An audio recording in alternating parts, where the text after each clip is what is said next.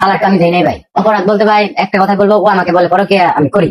ওর নামে প্রবাস থেকে শুরু করে ওর এলাকার পোলাপান আমার অনেক অভিযোগ করছে, মানে বিয়ের পূর্বের ঘটনা যেগুলো মনে করেন আমি জানার পর আর ধরেন অভিযোগ করে রিলেশনের কথা বলছে কিংবা ইমুতে কথা বলে প্রবাসী থেকে টাকা আনছে। আবার আমাকে যখন ও বিয়ে করছে, বিয়ের ঠিক আগেও দুইটা ছেলের সাথে সম্পর্ক, প্রবাসী বিয়ে করবো তাদের তাদের ব্লগ দিয়ে এসে আমাকে বিয়ে করছে।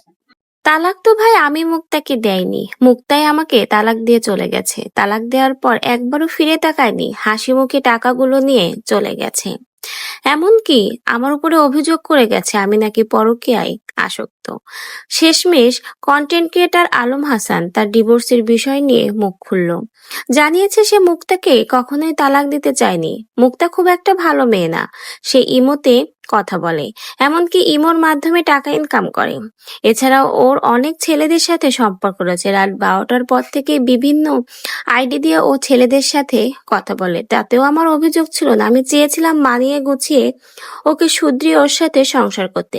কিন্তু ও সবসময় আমার উপরে অভিযোগ এনেছে আমি নাকি পরকীয়ায় আসক্ত। কেন রে ভাই?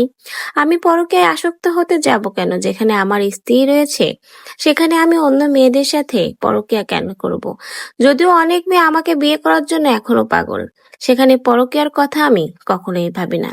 কিন্তু ও আমার নামে মিথ্যা অভিযোগ দিয়েই আমাকে ডিভোর্স দিয়েছে।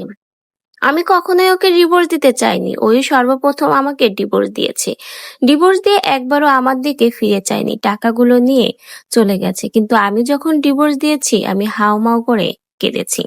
আমি চেয়েছিলাম মুক্তার সাথে সংসার করতে। মুক্তা শত খারাপ হলেও আমি তাকে ঠিক করতে চেয়েছিলাম, যোগ্য একজন স্ত্রী বানাতে চেয়েছিলাম।